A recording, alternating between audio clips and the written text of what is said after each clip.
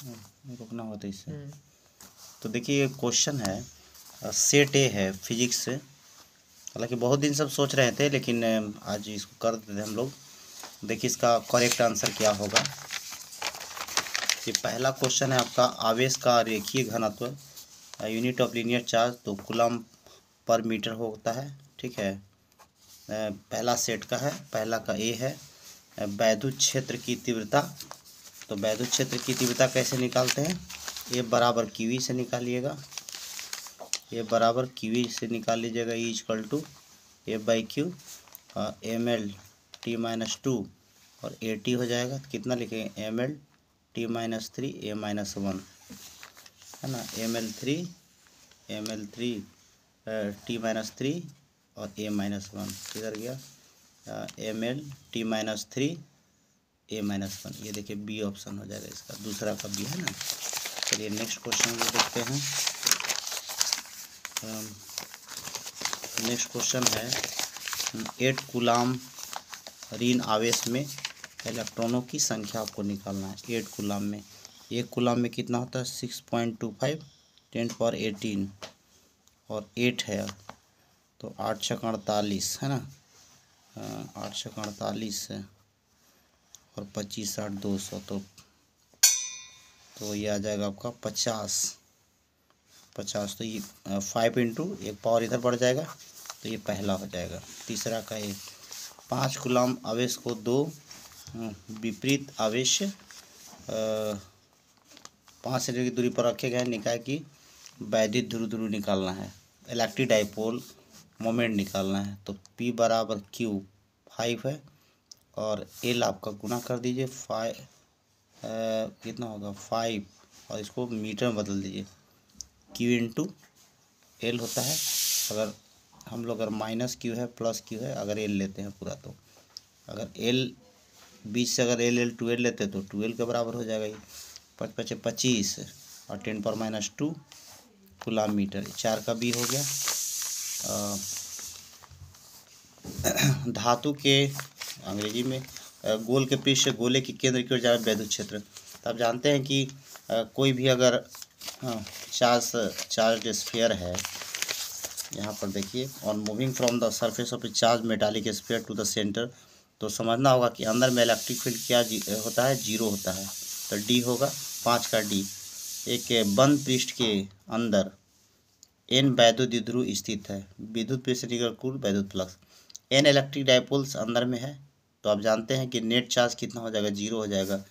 तो जब चार्ज ही नहीं है तो फिर फ्लक्स कैसे होगा, तो यहाँ पर 0 हो गया। अब निरक्षीय स्थिति में वैद्युत ध्रुव कारण in broad side on position, तो broad side on position electric potential, तो देखिए VP होता है P cos theta 4 pi epsilon nought R²। तो ब्रॉड साइड ये 90 होता है, तो ये 0 हो जाएगा। 7 का सी ऑप्शन। हाँ, इलेक्ट्रॉन एक्सलेट किया गया 8 नंबर में, 5 वोल्ट पोटेंशियल डिफरेंस है ना, the energy gained by the electron.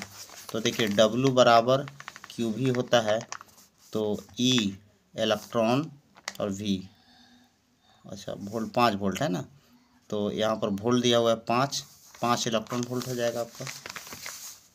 E और V में रिलेशन पूछ रहा है 9 में, 5 है थी 8 का B हो गया है ना, 9 का E equal to minus dV/dr, negative of potential gradient, E equal to minus dV/dr, 9 का A हो जाएगा।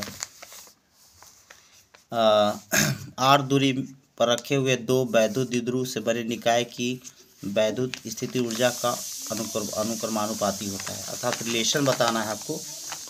Electrostatic energy of the system made by 2 electric dipole kept at a distance R is proportional to, देखिए U होता है -P.E और -2K P1 P2 cos R3, तो R -3 हो जाएगा, ये B ऑप्शन होगा। पिको फैराड, ये देखिए कैपेसिटी होता है फैराड, तो 11 का C हो जाएगा। देखिए धारिता निर्भर नहीं करती है, आवेश पर नहीं करता है, शेप पर करेगा, साइज पर करेगा, डिस्टेंस पर करेगा, चार्ज पर नहीं करेगा, 12 का C। अब देखिए यहाँ पर एक गोलीय चालक की धारिता, तो कितना हो जाएगा C इक्वल टू, तो ये है आपका कितना होगा 4 पाई एप्सिलॉन नॉट R हो जाएगा। तो ये हो जाएगा आपका 1 इंटू 10⁻⁻6 और ये हो जाएगा आपका 1/9 इंटू 10⁻9। तो ये जाएगा इधर, तो कितना हो जाएगा 9 × 10⁻³ इक्वल टू R, 9 किलोमीटर हो जाएगा। तो 13 का C। किसी धातु का परावैद्युतांक होता है, डाइलेक्ट्रिक कांस्टेंट मेटल का कितना होता है, इन्फिनिटी होता है, अनंत होता है। 14 का D, में कौन एक संधारित्र अवरुद्ध होता है, AC DC। देखिए कैपेसिटर जो है किसको ब्लॉक करता है, DC को, है ना। अब यहाँ पर है आपका 40 वाट और 60 वाट के दो बल्ब 220 वोल्ट से जोड़े हैं उनके प्रतिरोधों में अनुपात होगा। तो देखिए R1 R इक्वल टू होगा V²/P होता है, तो R इक्वल टू हो जाएगा, तो R1/R2, V² तो सेम रहेगा, तो 40 पहले है, V²/60, 60/40, तो 003/2, ये D हो जाएगा 16 का D।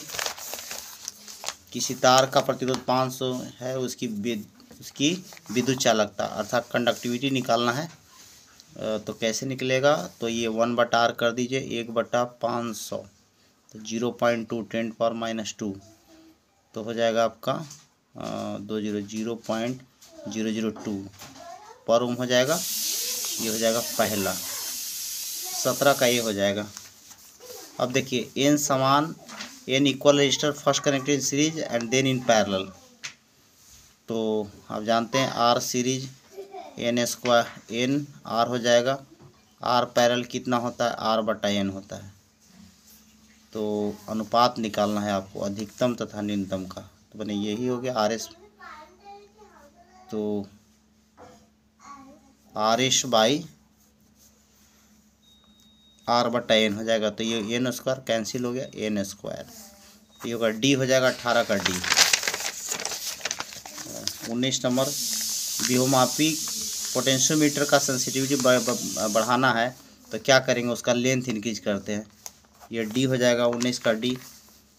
Kirchhoff second law conservation of energy पर होता है, 20 का C। तीव्रता का मात्रक नहीं है, तो यहाँ पर देखिए 5 = BA वेबर पर metre square, 5 = BA weber EV है, टेस्ला भी है। अच्छा F = BIL, EV हो जाएगा न्यूटन एम्पियर पर मीटर। ये देखिए ये नहीं है D, 21 का D हो जाएगा। ये C 1/μ0 ε0 होता है, इसी को ऊपर करके दिया है। इसका वैल्यू होता है 3 × 10⁸, 10 हो जाएगा ना, सेंटीमीटर में दिया है। ये B हो जाएगा 22 का B। अब कराए कि एन इलेक्ट्रॉन, 23 का देखिए an electron E parallel to uniform lines of force in magnetic. देखिए पैरेलल होगा तो फोर्स क्या होगा, V×B है, तो साइन होगा sin 0 0, 23 का C।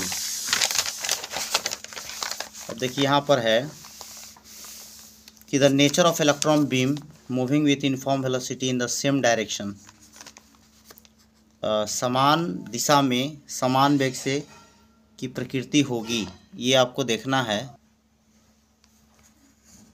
तो यहाँ पर देखिए चूँकि इलेक्ट्रॉन बीम है तो सब पर सेम चार्ज है, तो क्या होगा, डाइवर्ज करेगा। 24 का B। 25 का रिलेशन देखना है, टाउ = M×B, M×B। 25 का यही रिलेशन सही है। सेल्फ इंडक्टेंस का क्या होता है, हेनरी, 26 का D। अब on oscillating any metallic sphere in the magnetic field is oscillatory motion, दोलन करने उसकी दोलन गति क्या होती है। तो देखिए यहाँ पर ध्यान देना है इस बात का कि डैम्पिंग का केस हो जाता है, अर्थात उसका जो एम्पलीट्यूड होता है वो घटेगा, तो ये डैम्पिंग का केस हो जाएगा, है ना, ये ध्यान देना है आपको। चूँकि चुंबकीय क्षेत्र है वहाँ पर, तो डैम्पिंग का केस होगा। डायनमो किस सिद्धांत पर काम करता है, तो ये देखिए इलेक्ट्रोमैग्नेटिक इंडक्शन होता है, ये वैद्युत चुंबकीय प्रेरण, 28 का बी हो जाएगा। 29 नंबर देखिए, near A close conductor produced a magnet is situated near A close conductor, रखा हुआ है, current can be produced in the, देखिए जब तक रिलेटिव मोशन नहीं होगा उसमें करेंट नहीं चलेगा, तो 29 का डी हो जाएगा। रिलेटिव मोशन होना चाहिए। चल कुंडली में प्राप्त धारा आई प्रोपोर्शनल टू थीटा होता है डिफ्लेक्शन के साथ, 30 का ए होगा। गैलोनोमीटर को अमीटर में बदलना है, तो अमीटर बदलने के लिए पैरेलल में लो रेजिस्टेंस लगाना होगा, 31 का A. The magnetic field produced at the centre of the current carrying coil, ये हमेशा जो है परपेंडिकुलर द प्लेन होगा, क्रॉस या डॉट के फॉर्म में लोग दिखाते हैं। 32 का बी हो जाएगा। अब देखिए यहाँ पर एम चुंबकीय आघूर्ण है, मैग्नेटिक मोमेंट एम है, और पैरेलल टू इट्स लेंथ जो है एन इक्वल पीस में अगर करेंगे तो जितना पार्ट में उसको काटा जाएगा उतना उसका हो जाता है, जितना उसको काटेंगे उतना भाग में डिवाइड हो जाएगा, तो एम बाई एन याद रखना है। 33 का ए। न्यूक्लियर कौन सा एथिल, देखिए फेरोमैग्नेटिक जो है आपका जो है कि हिस्टेरेसिस जो है कि दिखाता है, BH का जो लैगिंग होता है। अब देखिए यहाँ पर पूछा गया है कि ध्रुव प्रबलता पोल स्ट्रेंथ M, हालांकि पोल स्ट्रेंथ एगो तो रहेगा नहीं अकेले, लेकिन ये आप एनालॉग कर सकते हैं V इलेक्ट्रिक पोटेंशियल के आधार पर, तो μ0/4πm/r 35 का पहला हो जाएगा। 36 में देखिए यहाँ पर ध्यान से, प्रेरण कुंडली क्या उत्पन्न करता है, तो इंडक्शन कॉइल हाई वोल्टेज उत्पन्न करता है, 36 का बी। और energy density in magnetic field कितना होता है, B²/2 μ0, जैसे होता है हाफ, इलेक्ट्रिक फील्ड में कितना होता है, हाफ ε0 E² होता है, B²/2 μ0, ये होगा 37 का पहला। इससे आपको आसानी होगा आंसर मिलाने में। देखिए सब, the alternate current measured by hot wire ammeter, कोई भी मेजर करता है तो RMS मेजर करता है। 38 का सी।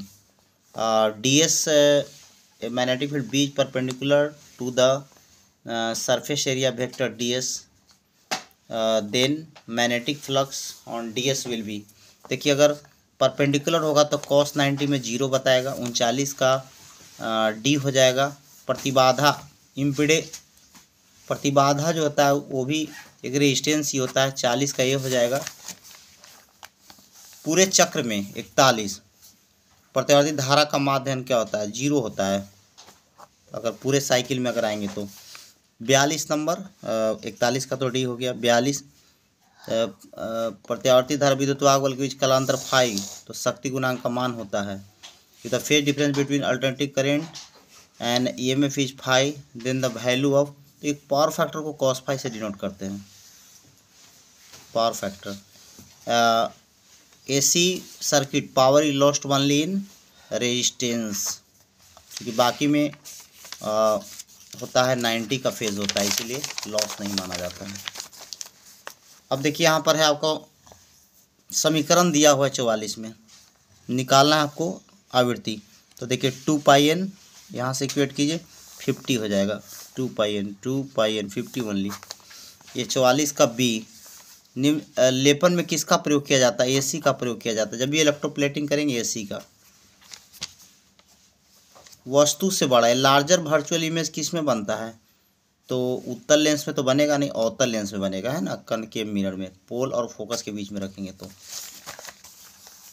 संपर्क में रखे दो लेंसों की क्षमता P1 P2, समतुल्य लेंस की क्षमता P1 + P2, डी तो 0 है, सटा के रखा है तो ये होगा 47 का डी। किस रंग का तरंगदैर्घ्य सबसे कम होता है, बैगनी का होता है, वायलेट का, क्योंकि ऑर्डर जब देखेंगे तो क्लियर हो जाएगा। 48 का ए। इंद्रधनुष का निर्माण क्या है, तो डिस्पर्सन ऑफ लाइट का एग्जाम्पल है, वो बेस्ट एग्जाम्पल है, ये देखिए यहाँ पर। संयुक्त सुंदरजी कंपाउंड माइक्रोस्कोप में क्या होता है, वर्चुअल इन्वर्टेड होता है। 50 का सी। रेटिना पर कैसा प्रतिबिंब बनता है, 51। ये पूछ रहा है रियल और इन्वर्टेड बनता है। 51 का ए। उत्तल lens convex lens used in, तो देखिए यहाँ पर कन्वेक्स है, तो कन्वेक्स में ध्यान देना, यहाँ पर उत्तल है तो 2 अक्षर का आप जानते हैं 23-34 ट्रिक होता है, तो दूर वाला रोग है तो 3 नंबर वाला उत्तल, तो ये आपका लॉन्ग साइडनेस हो जाएगा। 52 का बी।